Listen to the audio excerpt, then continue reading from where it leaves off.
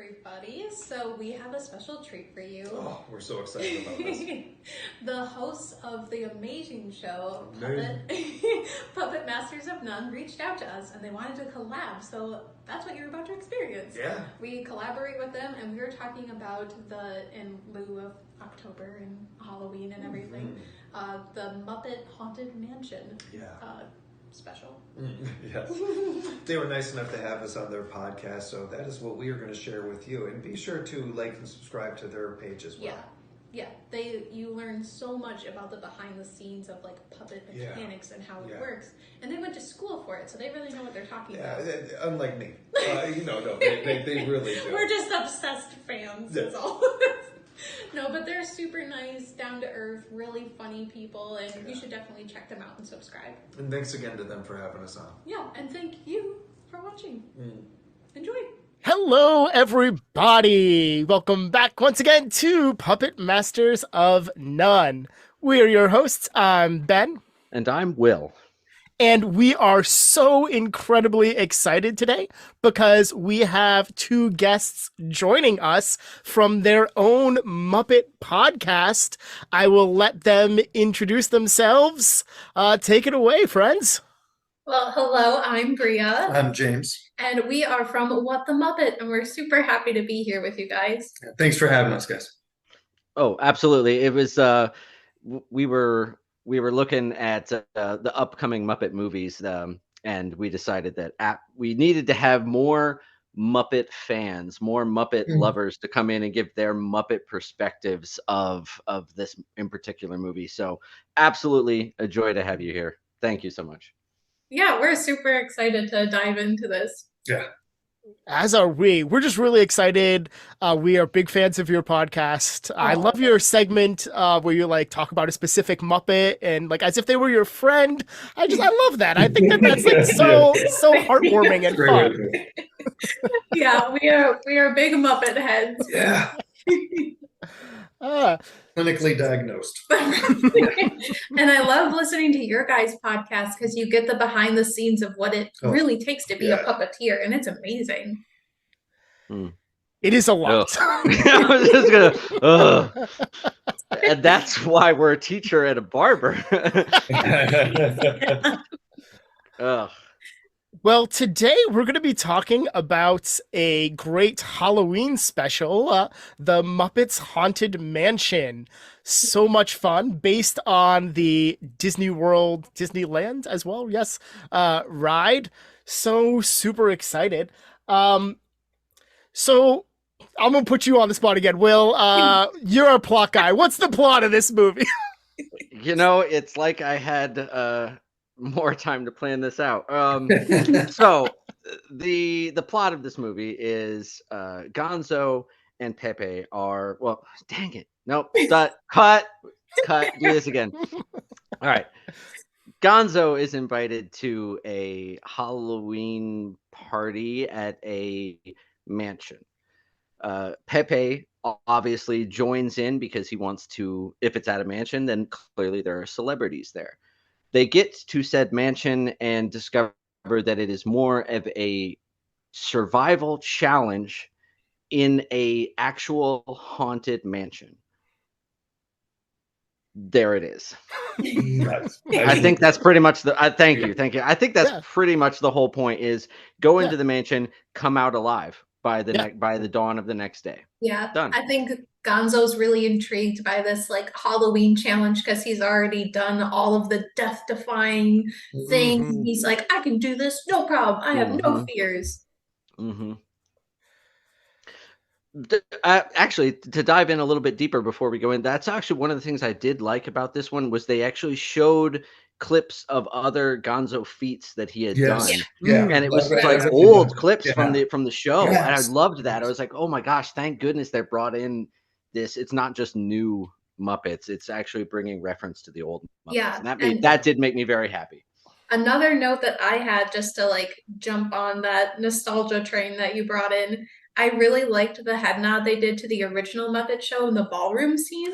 Yeah. Yes. Absolutely. Yes. Absolutely. Oh, we had a whole talk about that. Chef's kiss. Such a good scene. There There were made me happy. maybe they've done this more with some of the newer movies that I haven't seen. But they did a really nice job in this one of those Easter eggs, of those kind of Yes. throwbacks to fans, to people that really did kind of grow up with these characters. Even if you didn't recognize the name or know the name right off the top of your head, you knew the character. Oh, that's the guy with the fish. That's the, you know. Mhm. Yeah. Mhm. I think it's interesting because you had like kind of three different levels or like places that they could pull these Easter eggs from. You had all the Muppet Easter eggs, particularly in that ballroom scene. The movie is basically the ride, right? With like all of the things from the ride, the Madame Pagoda, and then the stretching room and stuff. And then you also had a whole bunch of just Disney Easter eggs. I think particularly like that ballroom scene, they make several references in the song to the fact that they're basically singing "Be Our Guest" Oh, from I Beauty and didn't the even catch Beast. that. No, no. Yeah, I caught that they brought up Beauty and the Beast, but I didn't get the Be Our Guest. Oh, okay. Yeah, Yeah. that's Okay. good. yeah. Good one, Ben. Mhm. One interesting thing that I kind of wish that they had done a little bit better in this is I think the songs were good and the lyrics were clever, but the mixing you couldn't hear a lot of it sometimes, so I kind of had to like really strain to listen. But yeah, there's a whole like segment where they go on like we've done this in a movie before. It was a real beast of a film, like and we think that one was a real beauty. Like they did all of these little funny, really clever lines that I missed the first time I watched the movie, and I had to really, really strain to hear this time. Yeah, If it's honestly, really, go ahead. I Okay. was gonna say, if it's really clever and you don't hear it, is it really worth it though? Like, Yeah, Right. No, yeah, it's a good point. and I'm like a very big Disney person at heart because I grew up with that, but it Mhm. almost feels like trespassing because it's not like it's like a they bought the Muppet Studio, I get it, but it's Mhm. still a Muppet movie. So like Disney just to stay at the coattails Yeah. a bit. Do we need the mouse and everything? Do we need? Yes. Come on, just Yeah. let it be what it is. Let it breathe oh, how it is. Yeah. oh, we're gonna be friends. This Yeah. is good. This is good. I, Going I was. well. I will say one of the No, things go, that I really enjoy that I don't think you could do this. You could write a set out to do this, but one thing that Henson got so good at and right on with these characters is the break into the fourth wall and doing Yeah. that nod, that kind of wink wink, like, hey, we know it's a movie moment. Hey, we know these are puppets kind of thing. That you have to balance. You Yes. can't do the Jim look in the camera moment every time. You got to you got to pick and choose your moments for those things. And Hmm. I thought in this one especially, they did a really nice job of that. It maybe did it maybe Yes. one or two times to the well, maybe too many, but it was okay. Hmm. With me. I didn't mind it. I'm a fan of that though. So there's that. Yeah, I agree. I had that on my notes too, that I liked the moments that they did bring in that fourth wall because that does feel like Muppety and that Yes, that brought very some much. like Yes. Muppet Yes, Yes. magic yeah. to it. For sure. Um, so we got Gonzo, we got Pepe kind of leading this whole thing. How we feel about seeing Gonzo again, kind of taking center stage? She's done that quite a bit lately. What's Yeah. everyone's thoughts? I think it's good that Gonzo is front and center, especially with a movie like this where it's taking another property and then making a Muppet version of it, like Christmas Carol and Treasure Island, and now Haunted Mansion. But I think that the combination of Gonzo and Rizzo is 1,000 times better than the combination of Gonzo and Pepe. And this may be the fact that I'm an older Muppet, like I'm not Mm. first generation Muppet fan, I'm more second generation Muppet fan, but this is like third generation Muppet dumb where you bring in Pepe and it's like even people my age are like, ugh, Pepe, Mhm. you know. And so I I I want Gonzo back, and I realize why he is not there, but it's like, oh man, I really wish we had Gonzo. Or Yeah, not Gonzo, Rizzo. I apologize, Rizzo. I totally agree with you. I don't know if maybe they brought Pepe in because there's been like a lot of like memes about him and stuff, and he's kind of like a meme worthy character Mm, or something like that coming from like my generation. But I agree with you. I don't think that the combination, like the chemistry was there. Mhm. Cause yeah. yeah, because Gonzo didn't really seem like super invested in like Pepe's side either. Like they just their chemistry isn't there. Yeah, I didn't even realize that they split up like almost immediately. Like Yeah. they went in and they split up. They even got back together, but then split up again. So Yeah, because with like they, Gonzo and Rizzo, it's like they're brothers from another mother kind of like situation. Yeah. And I love that. Yes, for sure. So this thing is littered with guest stars, all over the place. What are some of y'all's favorite guest stars? I had a chance to see Will Arnett. Any chance to see Job. I mean, Will Arnett. I will admit that. I'm a diehard fan of his and his work, and I like seeing him in kind of the, I guess, sort of lead for humans in the production. Yeah. His style of acting, his comedic timing, it works so well with puppeteering, at least from my perspective as an actor. Yes. I'm not sure. I would love to hear from your guys' perspective on that, because to me, it seems like he's a really good actor to work with when it comes to the timing of his delivery is already kind of like his natural delivery is already kind of set up for it. So it just kind of works. Where other actors, it doesn't. It feels like they have to go through a couple of, all right, let's do it this way. Let's try it this way. I bet with him, it didn't take a whole lot of takes. Yeah, I agree with that. Yeah, absolutely. Yeah, go ahead, Will. No, you got it.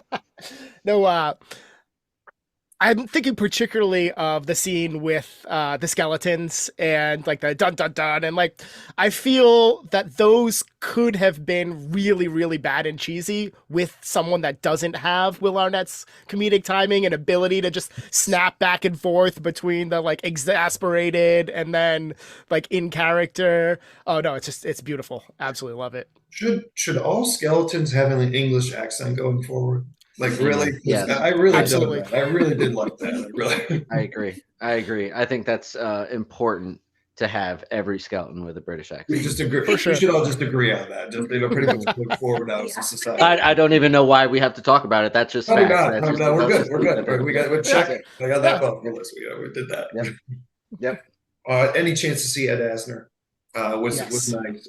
That's always a great opportunity, even if it's just a brief moment. It was cool to see. Yeah.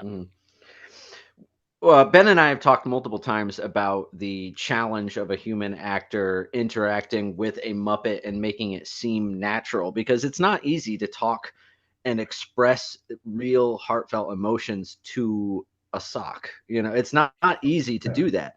And I think this movie showed the far contrast of how somebody can do it really, really well and how somebody can do it really, really poorly. And I think, Will Arnett did it great. You could tell he was actually talking to another being, and he was like, Will Arnett's just great at that. But then there's John Stamos, and I feel like John Stamos was being John Stamos, and he's just sitting there, and I'm pretty, and I'm in a tux, and I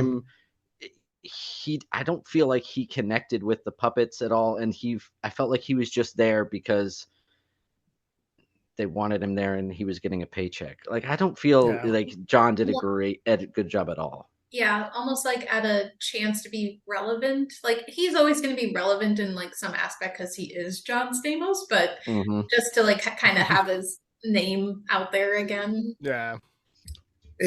One of the things, I don't know if I ever caught this as a kid with all that, and especially on the Muppet Show and seeing people like Johnny Cash show up on there, those kind of things. They always seem to be happy. When I go back and I catch that now. But with this especially, every person on there, it seemed like you didn't even have to pay them. Like they wanted to do this. They were getting paid nostalgia. They were getting paid memories that they were making and everything, except him. Like, it stood out so much that it felt like he was there to, okay, where do I stand? Right here. How much longer is this going to take?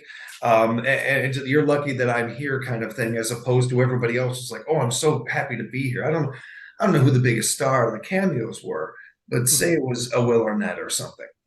He did not seem like he seemed more like he was thankful to be there than they were lucky to have him. Whereas John Stamos felt like the other way.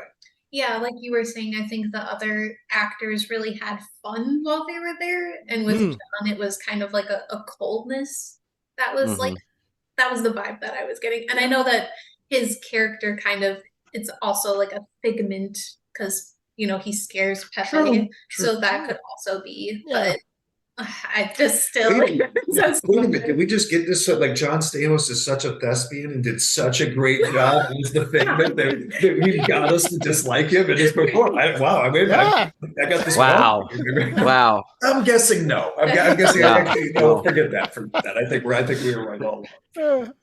Maybe Twist that's- ending. John Stamos is the greatest actor alive. Yeah. I refuse to live in that world. I can't do that. Speaking of people that had fun, though, I think that Taraji P. Henson did an amazing job as the bride. She looked like she was having a ton of fun with Pepe. Like, did Yeah. with the acts and stuff. Oh, just really, really good. Mhm. Yeah, her acting and just I don't know, it feels like she has so much creativity when she's acting too. She really just like captures that camera and the whole scene, and she's such a professional. Such Yeah. a professional. Mhm. I feel like you could give her the script like 5 minutes beforehand and she'd be like, done, done. Yeah. I've got it memorized. I love actors that take advantage of their eyes and use their eyes a lot. Yes. And she does that so well. Yeah. She's so good. Yes. Yeah, amazing. What about you guys? Who were like you Yeah. excited to see on screen and everything? I thought it was cool when they go by real quick and they show a bunch of bus that like the statue Yeah, bus real yeah. quick, and there's just the most random assortment of people in there. Like Craig Robinson from The Office is one of them. Pat oh shoot, what is Pat? Pat Sajak. Sajak, thank you. Pat Sajak from Wheel of Fortune is one. But a of couple them. letters show up, an S and Yes, A. You gotta yes. guess what the rest of it. Yes.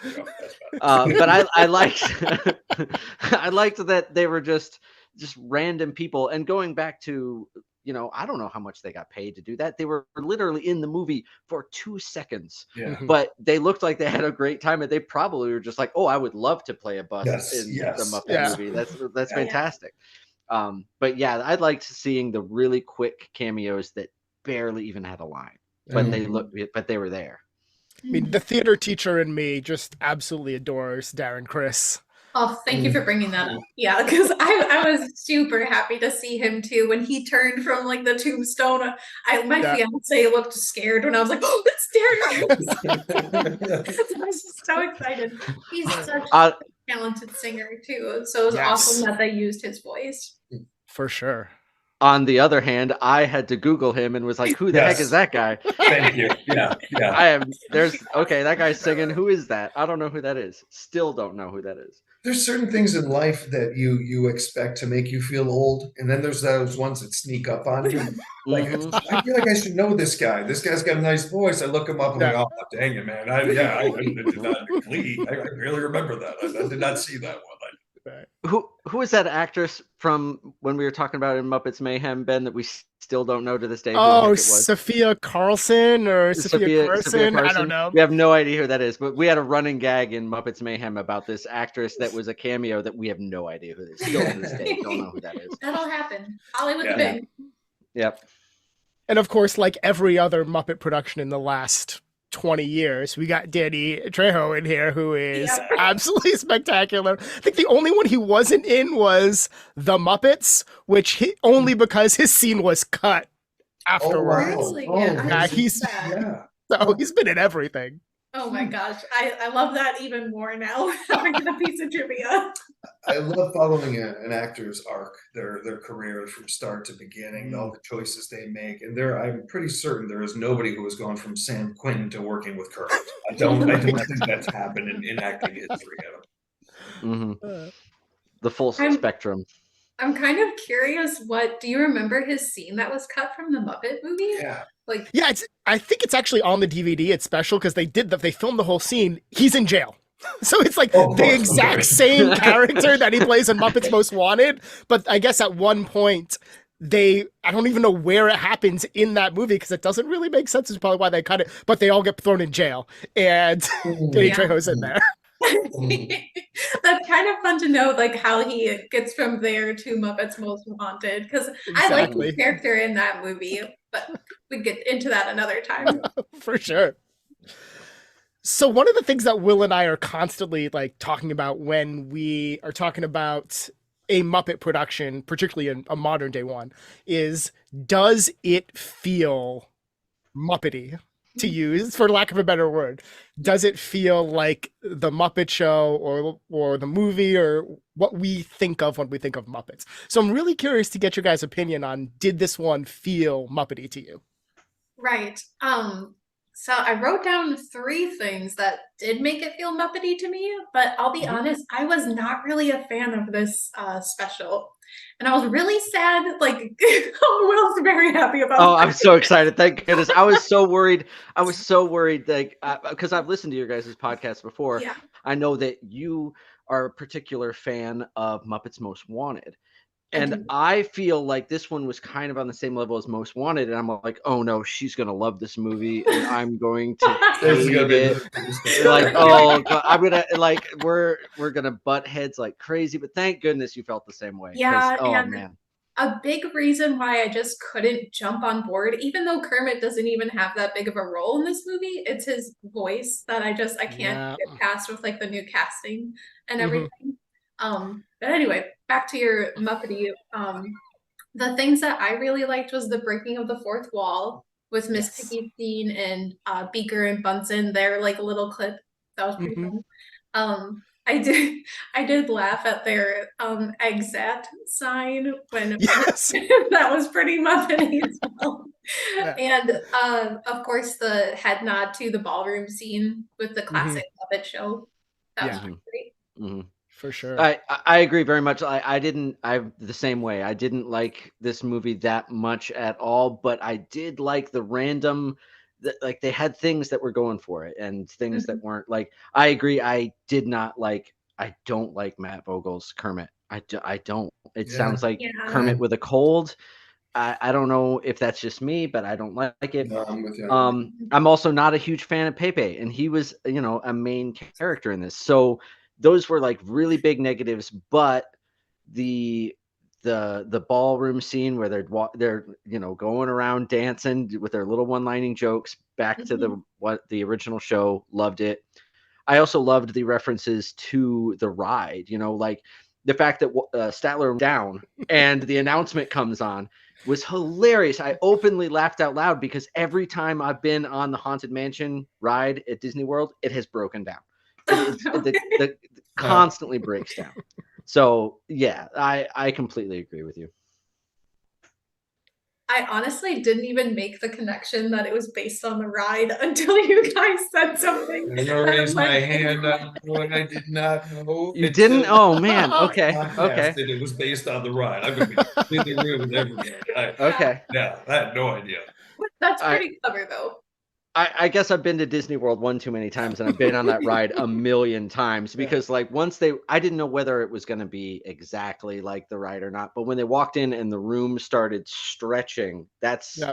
a very important part of the ride at Oh, Disney Oh, World. okay. okay. Yeah. And so once that happened, I was like, oh my God, thank goodness they're doing it like true to the ride itself. Yeah.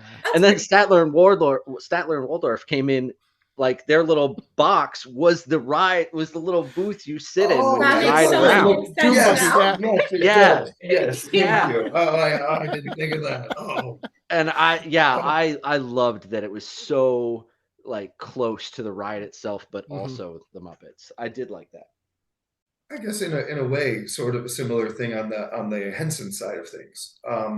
What I did really like, especially going into it and looking right away, okay, it was made in 21. All right, so I know that I'm going into this, it's going to be different voices than I'm used to, a different, even maybe other things that are going to be different, and it's got the Disney element of it, which is always a little. I'm always going into it. I'll be honest with a little guarded, a little bit of my Hmm. fist clenched, kind of, For sure. and I went into it that way, but also understanding they didn't make it for me. My kids are in their 20s and stuff, and I'm not going out and seeing a lot of these movies. So I know that it's not for me. And so if I don't completely like it or whatever, Mm. that's not a big deal. They're going to do just fine without my numbers and everything. But what I did enjoy was it felt like, and again, things I didn't get as a kid that I get now. One of the eternal lessons and messages, themes of the Muppets, everything they do is friendship. Mhm. And it's hard to put that in a script. It's hard to write that. It's hard to do that in a genuine way. and for it to kind of end with friendship and friendship being such a big part of it. I dug that. I thought that was a real cool throwback without being a throwback. I thought it was being nice without being corny. I thought that there was a little bit of that to it. I think we touched on it before. The breaking the fourth wall stuff is such a Jim Henson thing.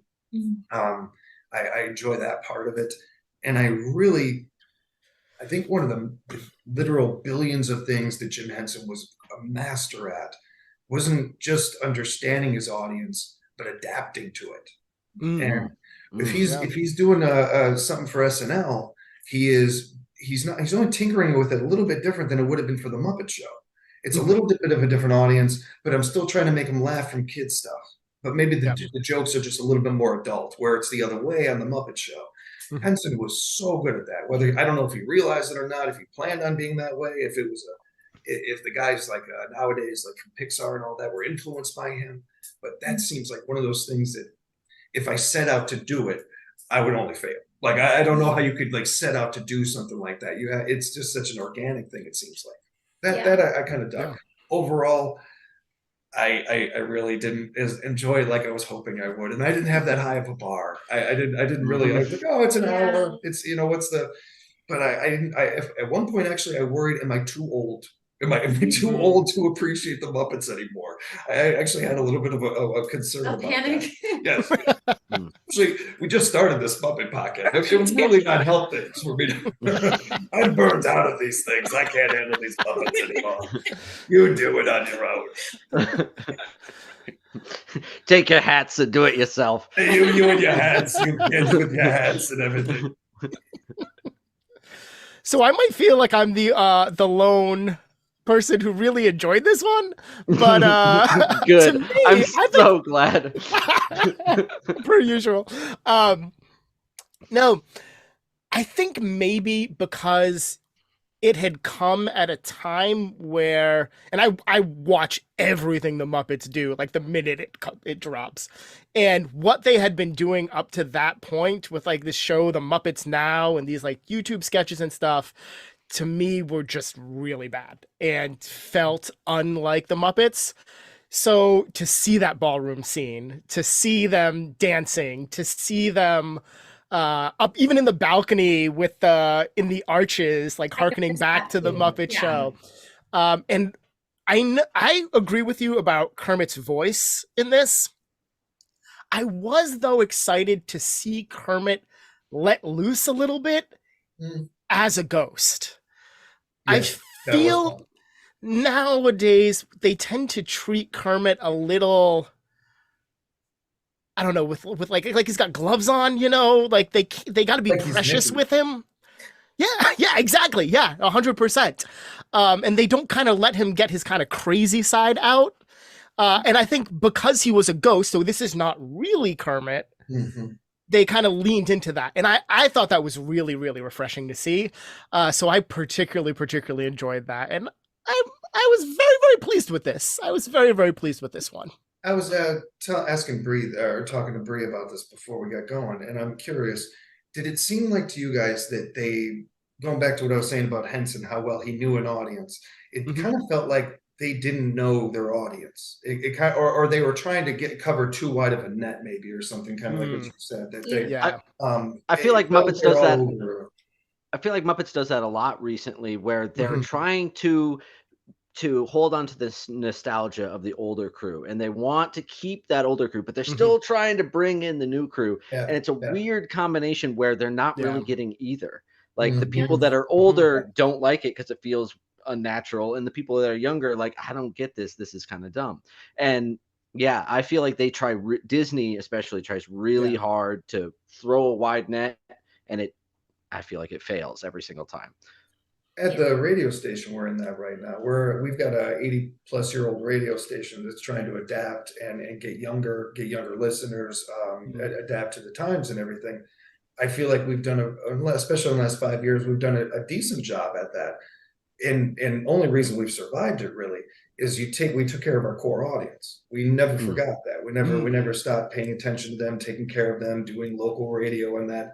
while trying to expand and bring in not so much younger people, but different people, different eardrums and stuff from different areas and all that. Well, again, just always making sure that you took care of that core audience that got you here. For sure. Absolutely. So this is based on the ride, so it's kind of like being thrown onto another property, very similar to Christmas Carol or Treasure Island. I'm curious to know your all's takes on that. Do you prefer the Muppets just being themselves in like the Muppet movie? Do you prefer them in the stories kind of situation or on these other properties? What do you guys kind of feel about that kind of thing? Yeah, that's a really good question. I like that. I honestly like the mix of both of them. I think that it's fun, and I think the properties, as you put it, those movies have like even more opportunity for fourth wall breaking, and Yes. that's like one of my favorite parts of the Muppet movies. So I really dig it. I think it's great if it's done well. In this case, Yes. I'm sorry, Ben. I didn't realize. No worries. I think the concept was cool and everything, but for me, it really was like the Kermit's voice thing that just like turned me on. Yeah, for sure. Oh no, you go ahead. You go ahead. No, you go. Mine is I completely agree. So you go. I also no. Okay, and done. I feel like I have to accept it that it's already happened. Disney owns it. This is the way it is going forward. And if I'm gonna still want to take in the Muppets, I could, do what like my friends do that won't listen to, like I got a buddy of mine who won't listen to anything that was made after 1979, and that's fine. That's him. But there's a lot of really good music that came after that, Yeah. I went into this thinking, well, I don't know how much I'm gonna like it, but if I do like it, I'm gonna be real thankful I watched it. Now I spent an hour watching it, probably won't watch it again, but at least I saw it. At least I know that. There's certain things. I'm a diehard Simpsons fan. I love The Simpsons, and I know that any year now that it will eventually end. It'll probably be 20 years from now. It's not it. But even the bad episodes, I'm thankful that I got a new episode. I got to see something. There's usually at least one or two jokes in there that I thought were good and salvageable.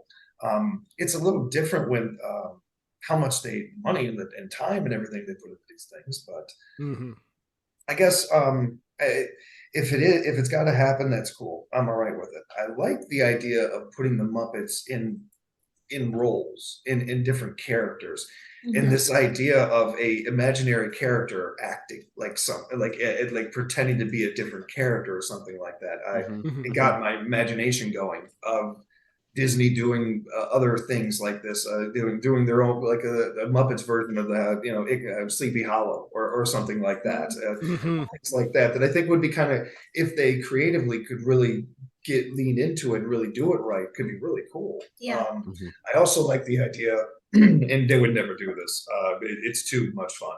But I like the idea of Muppets in classic Disney movies. And doing that instead of the Miss Piggy as Ariel or something. I like the idea of that. I think that would be that. Yeah, that's really good. I agree. I've never really been a fan of the live action Disney remakes that they've been doing, but if they had Muppets redoing them all, I would be totally there. That's actually a gold mine idea. I would absolutely go see that. That's great. Yes. Right now I just see Miss Piggy's foot with a big fat glass slipper Yes. under it, And it's 100%. It's perfect. Oh my gosh, that's such a good idea. That's good. Make it fit. Yeah. That's really funny. Actually, though, they have done that though with in Great Muppet Caper. She's got the glass slipper. Oh, that's why I thought of it. Yeah, Okay. I was like, Okay. I'm thinking to myself, like, I I know I've seen that image. Okay. I'm trying to think of where it is. It's Great Muppet Caper. Of course, it's Muppet Caper. Ben and Muppet Caper. Okay. Greatest movie of all time, hands down. No, gosh. So, speaking of greatest movies of all time, and where we feel that these things kind of land. I think that will bring us to our Space to Carol scale. So we are going to rate these movies on a scale of 1 to 8. Now, Will, explain where that comes from. Oh, first on the first episode, we were talking about well, we should rank these movies, and my first thought was, okay, so we're gonna do it from space to Carol, because my first thought of a terrible Muppet movie was Muppets from Space, and my first thought of the best Muppet movie ever was Muppet Christmas Carol, and so we used that name, but we weren't. That was never really fact or really set in stone. Yeah. But then we did a whole episode where we ranked every single I listened to that. motion Yeah. picture. Yep, Yeah. yep. And it turns out, nope, that is it. That is the absolute worst and the absolute best. In our opinion. In our opinion. Don't want to in yuck our anyone's opinion. yum, but yeah. Yep. In our opinion, I know we got a lot of pushback from that, but that's okay. And so yeah, it's getting kind of messed up because we're putting our our opinions into it, and it's like, yeah, but Ninja Turtles isn't that good, but it's so important to me, and it's all over the place. But that is the Space to Carol spectrum.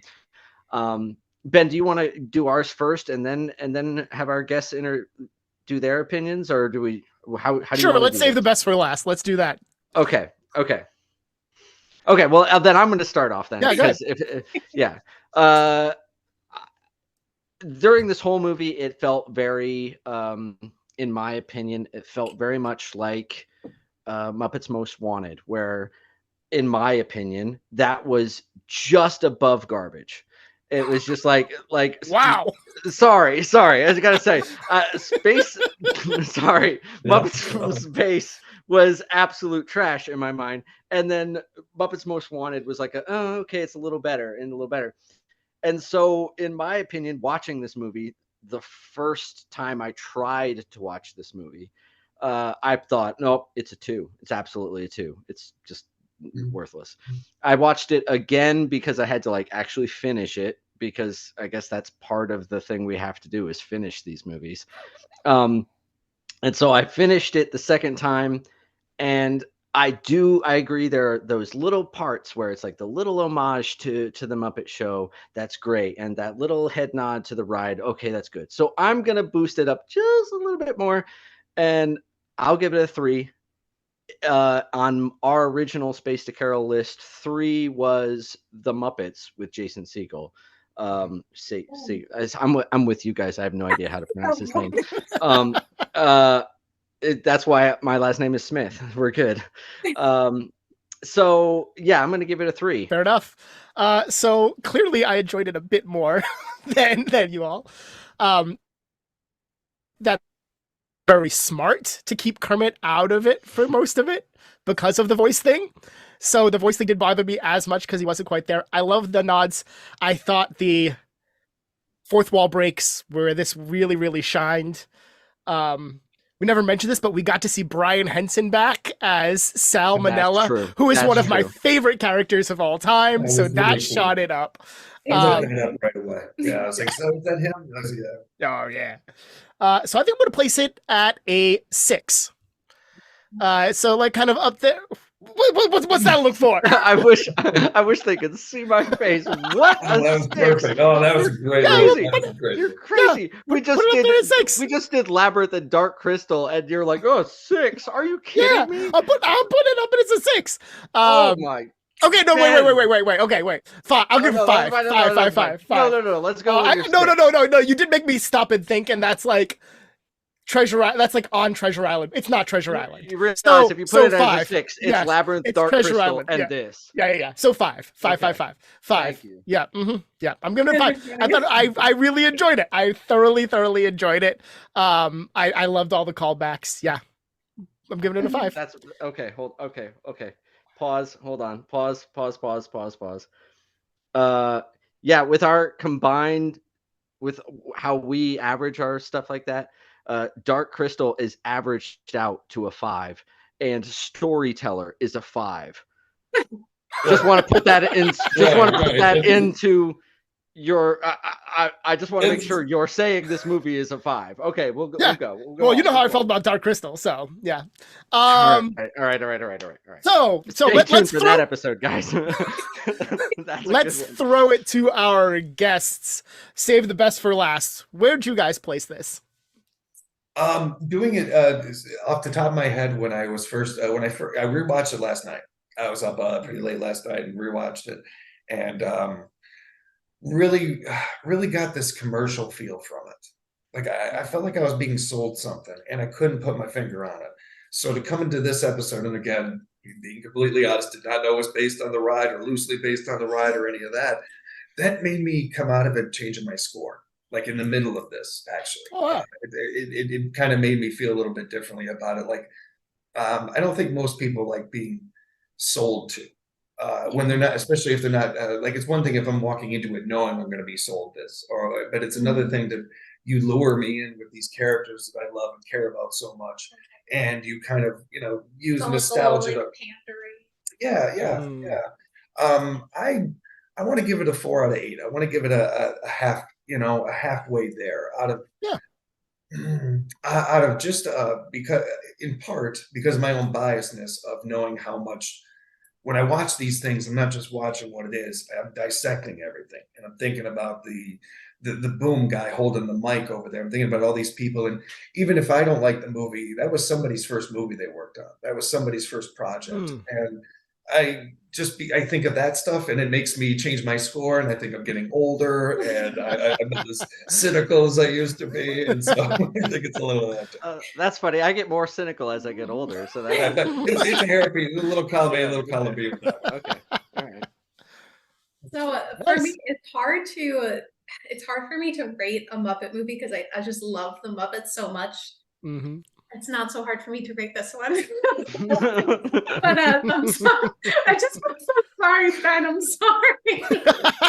Don't apologize. But I do want to say a couple of things that I liked about the movie before I rate it. Okay. So I did really love the costume design in this movie. Oh my! I think Pepe's suit is just wonderful. Oh, yes. That he is just tailored to the nines. I do enjoy that. I feel like that's the equivalent of what a girl would say. He's got a nice personality. Oh, I know. I feel like that's what I When hear she a said the lot. costume design, I'm sorry, I bust up laughing because it's like if you had to look for the good things, and it was Pepe was wearing a suit. He rocked that suit. He looked dang good that suit. Yeah. We really have a soft spot for Sweetums, so it was great that Sweetums got his own little Yes. role in the movie. Will does not like it's great for his perspective. And this might be like just a really small detail, but when Gonzo is looking in the mirror and he's becoming older, I like that it was kind of a throwback to Carol with like the Ghost of Christmas Present. Yeah. That was one of my favorite mechanic parts of that movie, just slowly seeing him get older. And we got to kind of see that mechanic again. So I really enjoyed that. Otherwise, I just didn't like it that much. I think I'm gonna agree with Will. I'm gonna give it a 3. I only because I don't know. There were 2 quotes that I really liked too. I liked when Kermit said, "You don't have to be the great Gonzo to be great Gonzo." I thought that was a nice quote. And I did think it was really funny when Pepe said ASPCA instead of ASAP. I thought that was funny. But with those things aside, I think that I would give it a 3. Fair enough. Fair enough. You brought up something that I thought of too, and I forgot to mention. Because I really like the callback to friendship and having that kind of being such a heavy theme, especially with it in a Halloween kind of tale. I thought that was kind of interesting. But at the end, Gonzo, I thought was such a good choice for the lead because of the unshakability in a haunted house and how unshakable he was. And even at the end, when he is kind of faced with his own self and everything, and there's some depth to that I can't imagine has really hit a lot of kids. But as adults, we kind of get and we see that. When he says at the end, losing friends is scarier than anything in this mansion. His voice changes the only time in the movie. The only time you hear his tone change. And it is gone like Bruce Willis in Die Hard Gonzo. Like his voice change is really there. You really have to hear the change. And I had to go back a couple of times and like, am I just hearing that, or is it actually the actor did that? And I thought that part was actually kind of cool. That's probably like maybe the only reason I knocked it from a 3 to a 4. It's because I really did like that, hammering that home. And I love the idea of even if one kid was watching that and came away with that's cool. That's Yeah. worth it almost, sort of. I agree, kind of. Okay, so with a 5, a 4, a 3, and a 3, the average then is 3.75, which I would have been rounding them up. So we'll give it a 4 then on the Space to Carol spectrum, which if you look at the original Space to Carol, that is Muppets Take Manhattan, which isn't terrible. I would rather watch Muppets Take Manhattan than this, I will but watch the movie now. but for okay. sure. Okay, we'll give it that. Sure. Ben, you threw off the calculation. As always, my eternal optimism just, That's I all feel right, that. all right. That's why it's so hard for me because I'm an optimist too, and it was so hard for me to see this and not enjoy it. Yeah. It hurt a little bit. I feel like if the Kermit thing wasn't there, my score might be a little higher, but I just can't let go of that. No, it's fine. That's fine. I'm curious to know, have you all watched Muppets Mayhem? No. No, I haven't yet. Okay. I'm thinking about just giving you my Disney password because you guys need to watch that. He actually just gave me his, so I can't Oh, watch it. okay. Yeah. I was gonna say absolutely need to watch it. There is no Kermit, so I think you might appreciate that. Yeah, there you go. There's no Kermit, so I'm just kind of curious. Do you guys enjoy the show so far? Oh yeah, I yeah. thoroughly enjoyed it. Yeah, we went back and forth. There were some episodes that I despised and that he loved, and it went back and forth. But in the end, overall, we also gave that a 4 in final averages. So it's definitely better than this, though. Definitely better than this. It's definitely better than this, which is again, Ben, you ruined it. So I always do. I always do. Well, I think that about takes us to the end here. I want to thank our guests so much for joining us. This has been an absolute blast, an absolute pleasure. Do you guys have anything you want to plug? Where could we find you on social media, that sort of thing? Oh, yeah, thank you. You can find us at What the Muppet Pod on Instagram and YouTube.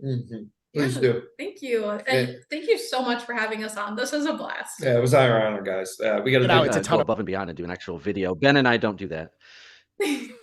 Yeah, we don't like, we have faces for radio, so we do not do the YouTube thing. That's true. But thank you guys once again. Thank everyone out there for tuning in and listening. And I guess we will see you all next week. Yeah, we'll see you guys later. Yes. Usually I say goodbye, Will, but Will, I think we should hand this off, right? Yeah. So how about we say goodbye, What the Muppet? Bye. Bye. Thanks.